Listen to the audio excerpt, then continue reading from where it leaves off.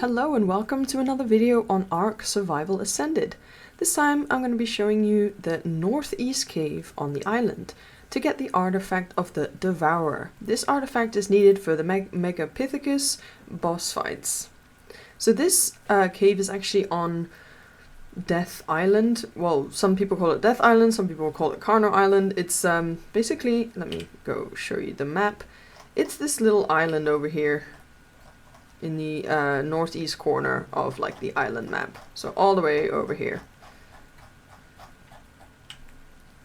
So that's latitude 8.9 and longitude 91.4. I'm just right in front of the entrance over here, if you want to have a look around. So let's go over what you will need for this cave. First of all, I really recommend having parachutes with you. I will show you later why. Bug repellent would be really useful in this cave because you can actually get away with doing this cave without a mount at all and just using this to your advantage and pretty much running back up past all the enemies. Another thing you might want to have is lesser antidote because in case you do get stung or bitten, I should say, by a bat, you might need this, as of course it can cause rabies.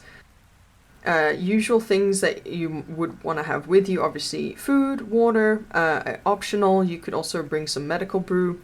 I would also recommend maybe having a good melee weapon with you, such as a pike or a sword, or of course if you prefer guns, that's also possible. Anyway, some kind of weapon. And for this cave, in terms of a mount, if you are going to use a mount, I would highly suggest a Thyla.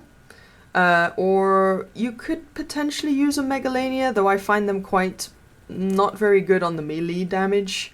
They are useful, of course, for climbing walls and things. But personally, I would rather take my Thyla with me. And like I said, you can get away with doing this cave even without a mount at all, which is the method I will show you. So a mount is kind of up to what you prefer. So that's really kind of up to you, but if you do bring one, I would suggest a Thyla because this cave is kind of like a big chamber. It's not,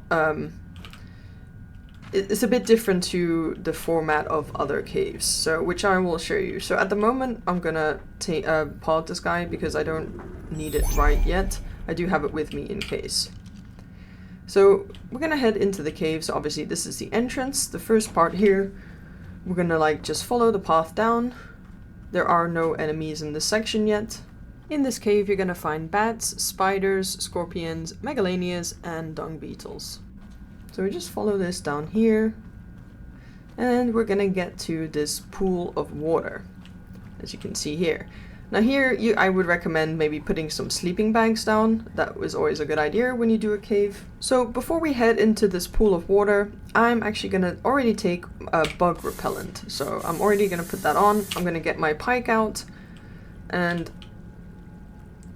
we just basically the water part here is not very long, but just so you know, there is a water section. You can't even do it on a mount like a Thyla. It will fit in here if you want, but basically you're just gonna go straight and then head around to the right here. It's a very small section of water, you can't really get lost in it. And then we're gonna come out here, and this is where it's good to already have your repellent on because there are enemies pretty much straight away when you come out of this water. So over here I'm just gonna actually stick to my right. I'm just kind of crouching, going past this bat over here, which should ignore me because of the repellent. I'm gonna go right to the end of this little bit here, a bit of rock that's sticking out. And it is a bit hard to see because of these big mushrooms in the way, but pretty much the artifact is like right down below us here. So yeah, like I said, this cave is kind of like a big chamber, and the pathways are along the edges. So what I normally do is just first of all, to get down to the artifact, as you can see there's quite a lot of enemies, but hopefully the only enemy that might still be curious about you if you have bug repellent are scorpions. So they might still want to approach you, and if you get very close to a bat or something, they sometimes can react to you, but generally they should kind of leave you alone. So what I'm gonna do here is literally just walk off the edge. Like, I don't want to jump, I don't want to get too much hello bat, yeah, can you go away? I'm just literally gonna walk off the edge and take out my parachute straight away. And as you can start seeing here, there's like this glowing square section below us, and that is where the artifact is. So it's a little slow with a parachute like this, but we can pretty much land right on top of the artifact if we want. So this is what I normally do. Just casually float down here onto the artifact.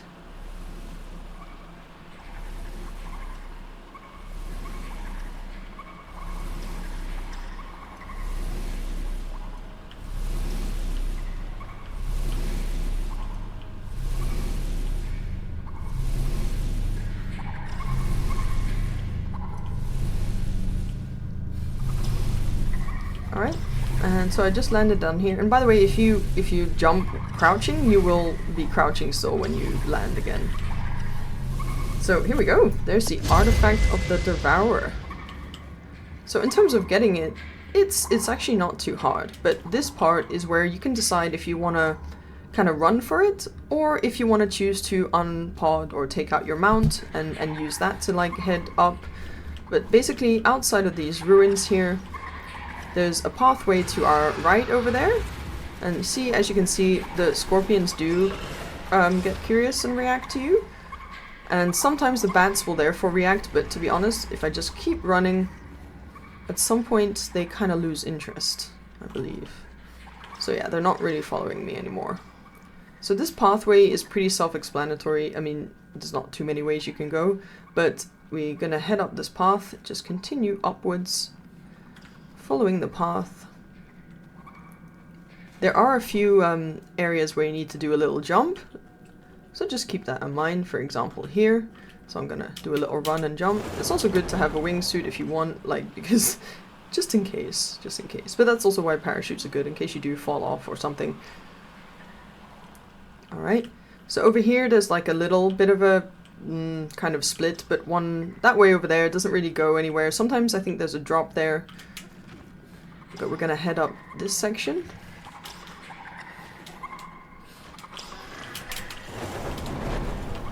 Alright, and over here you can kind of jump across there to make it a little shorter, or you can go around, but what I'm gonna do is literally just run across and jump across here. Or fall down. That's also possible. So that was a good example of where you can sometimes fall, so good to have parachutes on you or wingsuits or whatever. You can also potentially use grappling hooks if you like. It's also an option. Across here, and then we're just going to continue following the path. Like I said, there's a few jumps in between, but yeah, even without a wingsuit or anything, you should be able to make those jumps pretty easily with your player. And then we're pretty much already back at the top, and we just head back into this pool of water. And head back out of the cave.